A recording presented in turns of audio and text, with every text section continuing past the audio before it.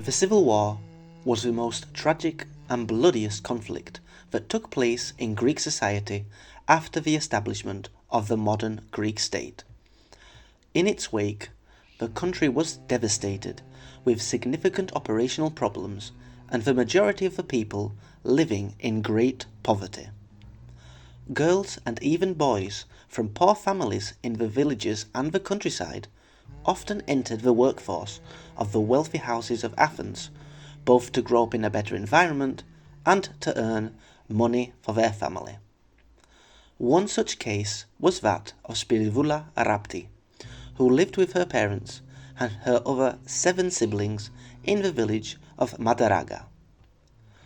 George and Adigoni Veizade, a wealthy couple from Piraeus, approached the father of the Raptis family and suggested that they take little Spiridoula as their foster child.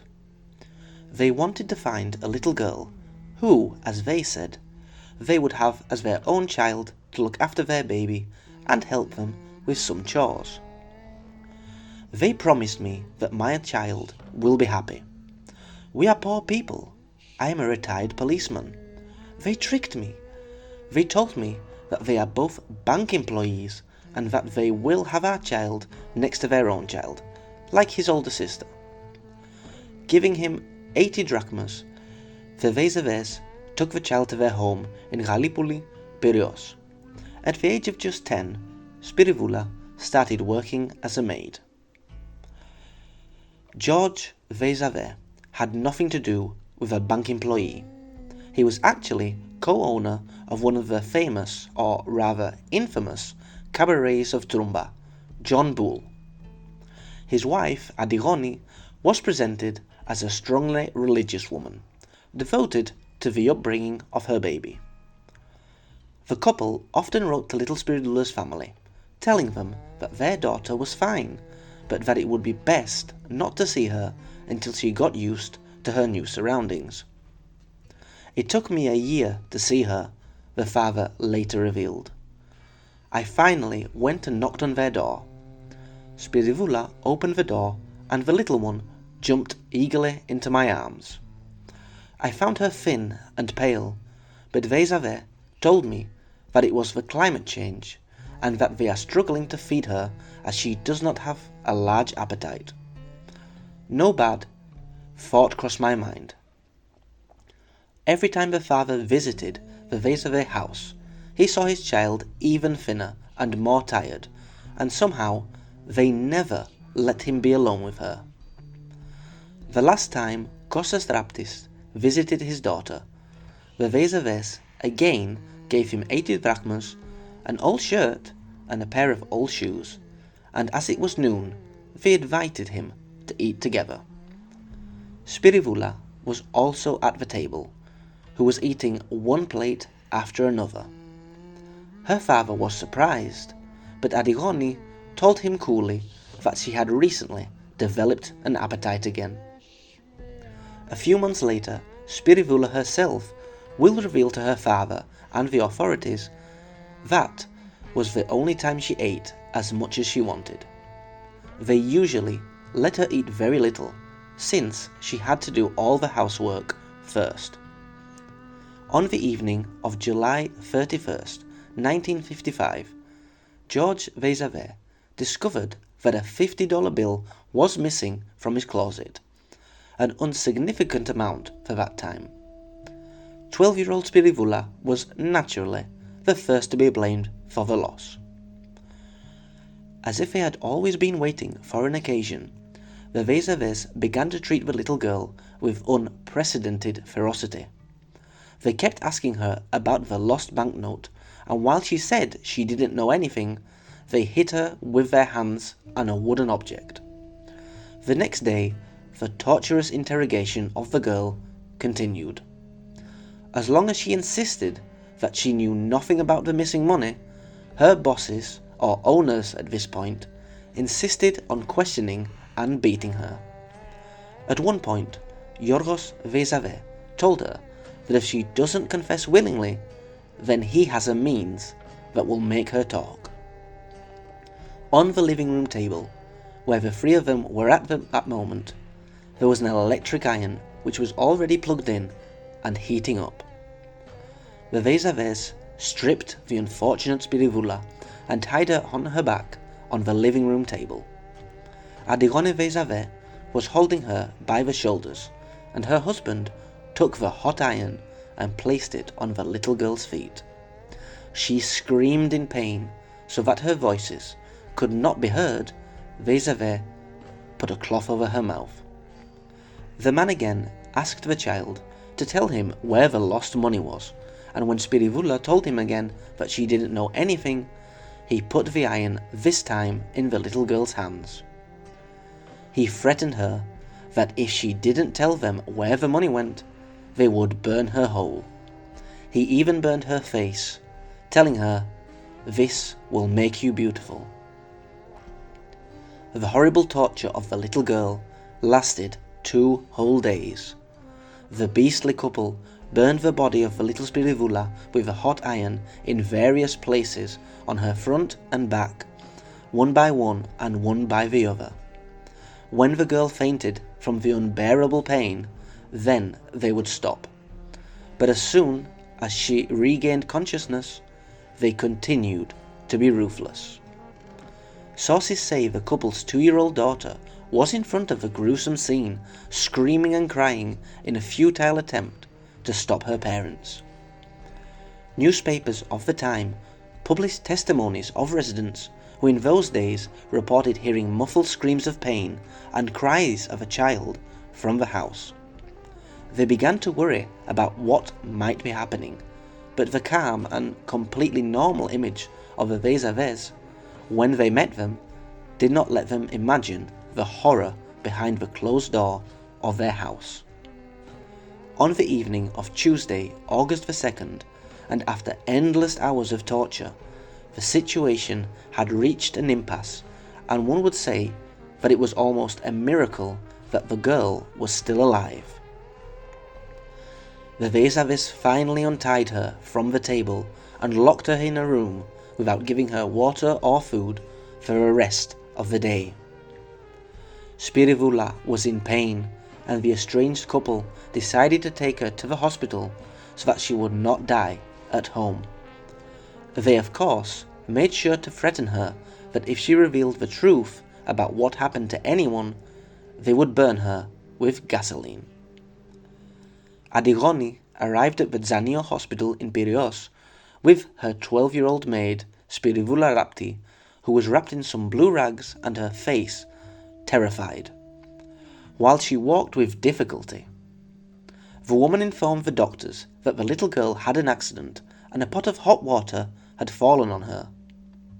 When the doctors removed the blanket, they found that there were large burns on many parts of the child's body, which were almost infected, since it was obvious that they had been done at least 2 days prior. Spiridoula also had a very high fever and was in unimaginable pain.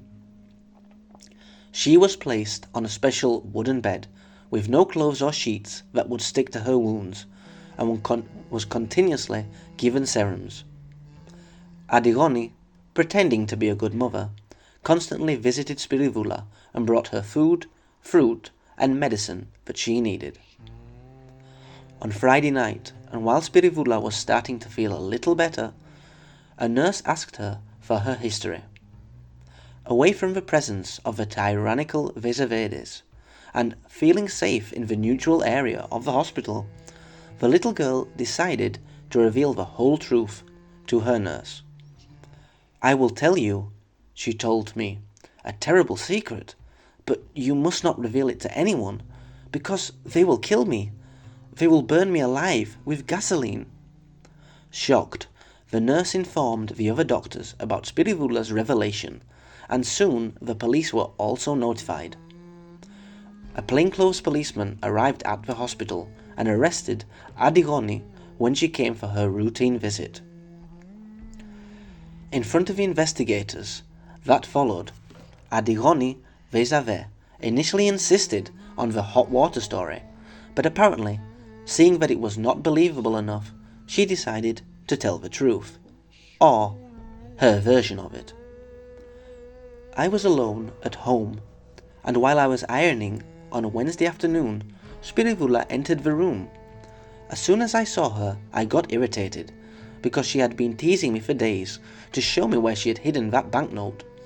In my irritation, I grabbed her by the hand, pulled her close to me, raised the electric iron, and scarred her. I told her to tell me where she had the bill, because I was going to burn her. She started crying and shouting, and threw herself on me to take the iron away from me. A struggle ensued, and in a moment the little girl fell down with the iron on her. This is how the burns on her body happened. I didn't touch the iron on her.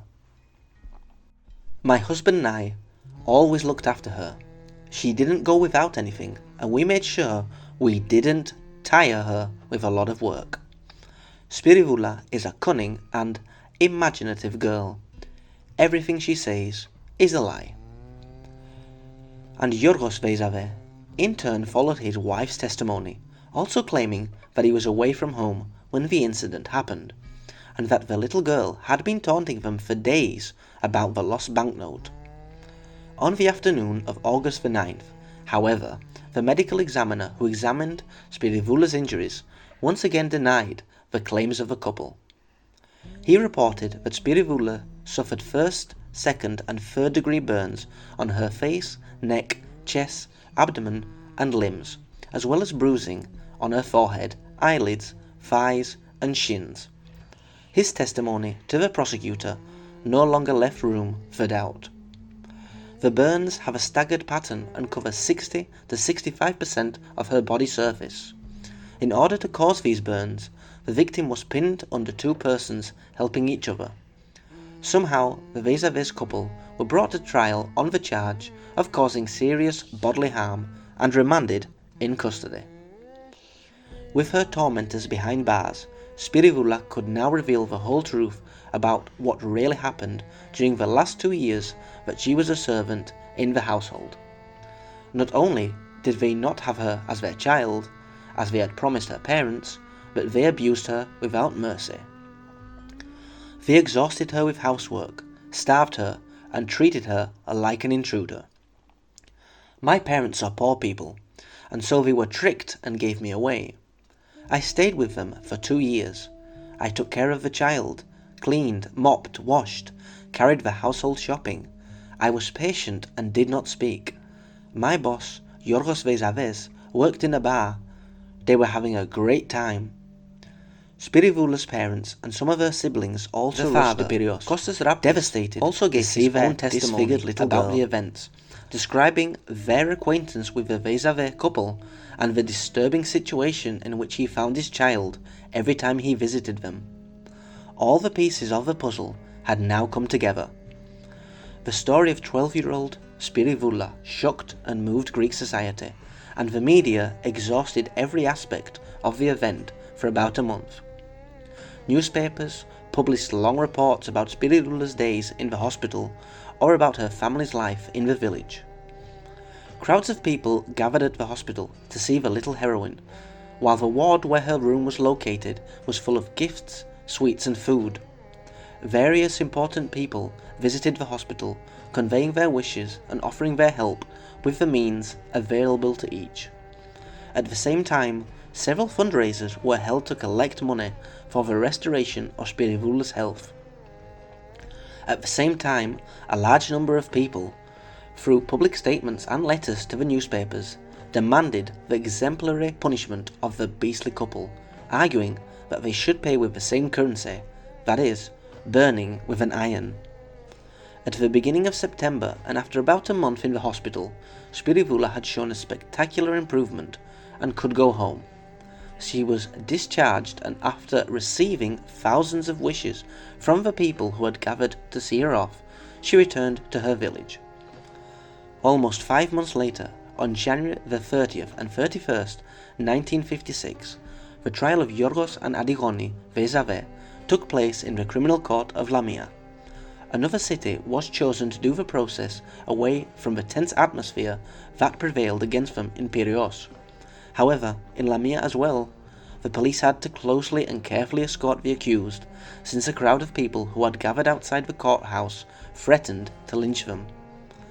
At the trial, all the evidence that existed about the heinous event and statements of all the persons involved, from Spiridoula herself to the doctors and the medical examiner who studied her injuries, were cited.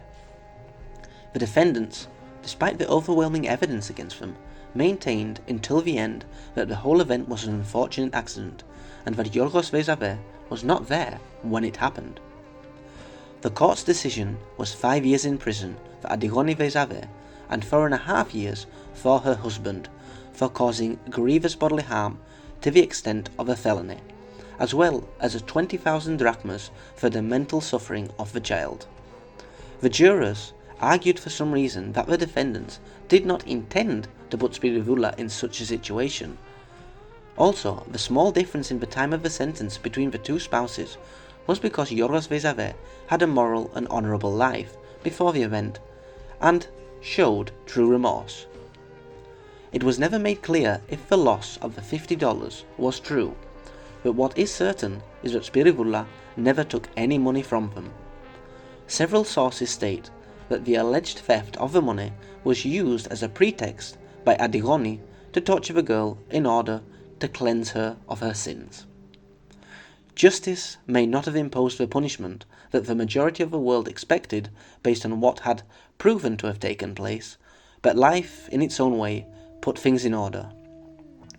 Yorgos and Adigoni Veizave were imprisoned and died a few years later, while it remains unknown what happened to their daughter, who was less than 3 years old when the incident happened. Spiridoula went through a long series of operations and treatments until she was completely cured.